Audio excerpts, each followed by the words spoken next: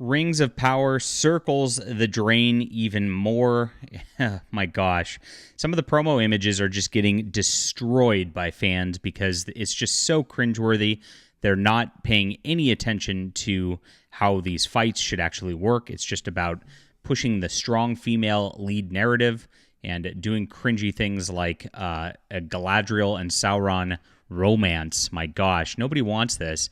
We're going to get into exactly what's going on and why people are mocking it in just a moment as we approach the new Rings of Power season. I've been attempting to watch it, guys, with a rewatch of it. I did kind of watch it back in 2022, but I don't remember what happened. It was so boring. I think I tuned out of a lot of it back then. I've gotten through episode 3. It's been so hard to get through this. So where I'm at on my Rings of Power journey is I saw the Black Elf in episode 1, and I was supposed to clap for that while Galadriel was supposed to, she went out and showed all the elves how a strong female lead does it. Episode 2, I got the Black Dwarf Queen. I was so excited for the Black Dwarf Queen, Slay Queen, Wakanda Forever. And then episode 3, I got the Black Numenor Queen. What a coincidence that every race has a black queen. Oh my God, it's so bad. But it's going to get worse with this new season. They've warned us about it. They've said that the LGBTQ is coming. They've said that the strong female lead syndrome is going to get even worse. And my gosh, I can't imagine who's going to be the next. Is there going to be a Black Queen of the Ents? That'll be interesting. All right, leave a comment down below. Hit the like and subscribe button, everybody. And please check out my book, The Hidden Emperor. This is going to be a wonderful, wonderful science fiction. And we're almost hitting 25,000 on this. It's showing that when you just tell good stories, the audiences come in for it. And we're getting tremendous reviews on our prior books. You guys are doing awesome right here. This is great science fiction. And so please back our graphic novel. It's in the description below. And I appreciate you guys for being there as we get into these stories. So that's the backdrop of Rings of Power that I've been talking about for a bit here. If you don't know, we actually had Tolkien scholar Rachel Fulton Brown on the channel for a live stream on Thursday. YouTube doesn't really give notifications for our live streams. You guys should try to find those if you want to watch some good content. Brilliant woman. And she went into just the history of Tolkien, Tolkien's faith.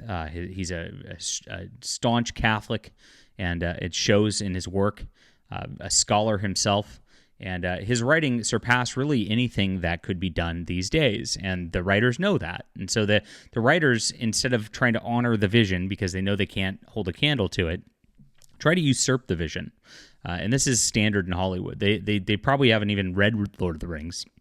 We see with the MCU, all these people come in from Disney and they don't read the comics first. They just reimagine the characters in their own image and make everything into a self-insert Mary Sue version of themselves. And that's probably what Galadriel is meant to be. It's probably one of the writers imagining herself as like some strong female lead. Now, Galadriel was really a representation of the Virgin Mary more than anything in the actual story. She wasn't out there being a fighter and things like that. It's such a stupid bastardization of the character. But I mean, when you have the perfect woman as a model for your character, I could go off on that for hours. But Comic-Con, the actress went out there and said that a lot of people out there get mad when they see a woman in power. Did the same thing, and then she tried to it was obviously an attack on the fans. That was the intention of it. But then she went out there and started going, yeah, let's make Sauron mad. Yeah. Now, it's rumored here that they're going to have a romance budding between the two, which is just going to be a stupid storyline point. Again, like somebody who's a character modeled after the Virgin Mary should not be having a romance with evil. She should know better. She's smarter than that. She should be, at least. But the narrative these days that Hollywood likes to do, it's kind of a weird thing. They like to have the hot bad guy. And try to do these like thirst trap scenarios for middle-aged women to like the romance with the bad guy. It's a weird thing.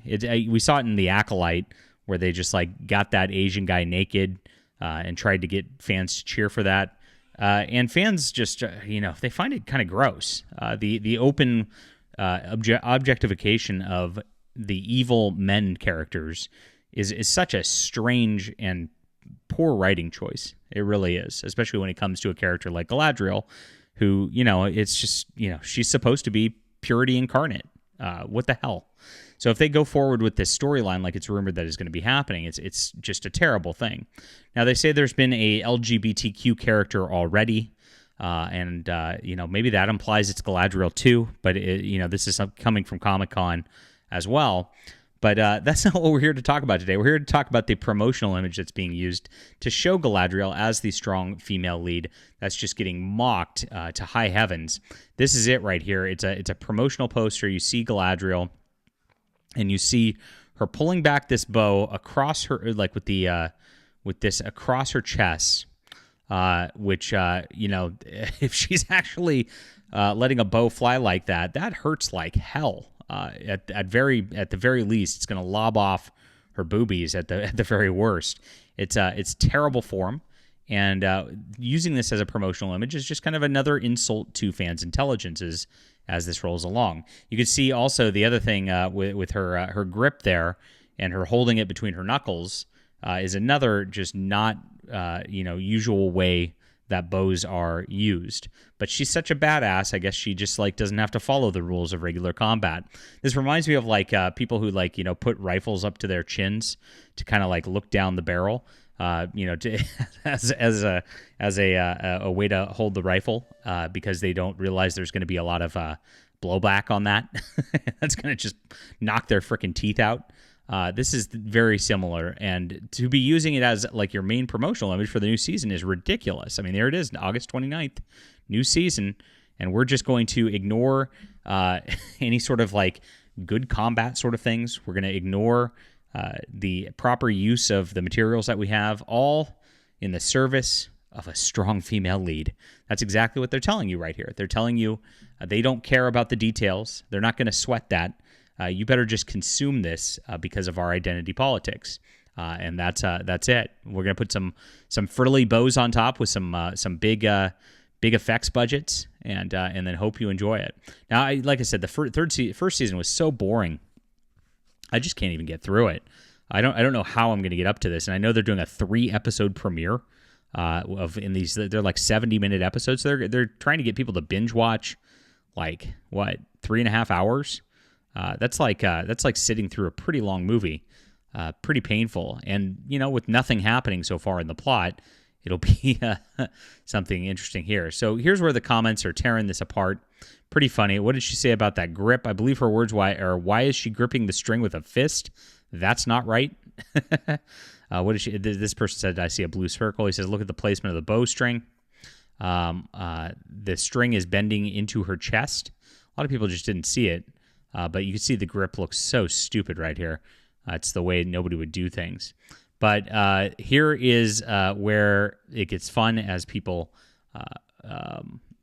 go through and quote tweet this to mock it. I'm no archery expert, but the thing that stands out most to me is the clenched fist around the string and arrow. There's no way that's good form or archery. Yeah, the string going across the boobie there is actually far worse than that. Even though people are minimizing that through these comments. You would think in 2024 you'd be able to depict a character shooting a bow in a way that makes them look like they've shot a bow at some point in their lives, especially if this character's from a race of otherworldly archery skill. Don't notice, though. That's misogyny. So he said, I did archery for a few years. There's so much wrong with this. It's actually kind of crazy. Almost no media ever gets it right anyway, though. And yes, somebody talking about the giant circle. There's so much wrong with that image. I'm in a lot of psychological pain at the moment, and that's going to be the whole deal with Rings of Power. It's going to be hours and hours of psychological pain as they destroy Tolkien's narrative, as they destroy Tolkien's world that he put so much. You got to remember, this man put so much depth into the world building, into this second age, that there's a lot there they could draw from, and they just don't, because they want to write their own thing. They want to leave their own mark. And this is what these writers just don't understand. Just it's not broken. You don't need to fix it. You don't need to reimagine it for modern audiences. That's going to ruin the show. And even in the promotional images, we see that the show's already getting there. All right, leave a comment down below with what you think about this bastardization of archery. Hit the like and subscribe button. Make sure to check out my Hidden Emperor graphic novel. This is writing done right. You guys are really going to enjoy this. And thanks so much for all the support you've given us so far. It's been amazing. Back this in the description below. We'll be back soon.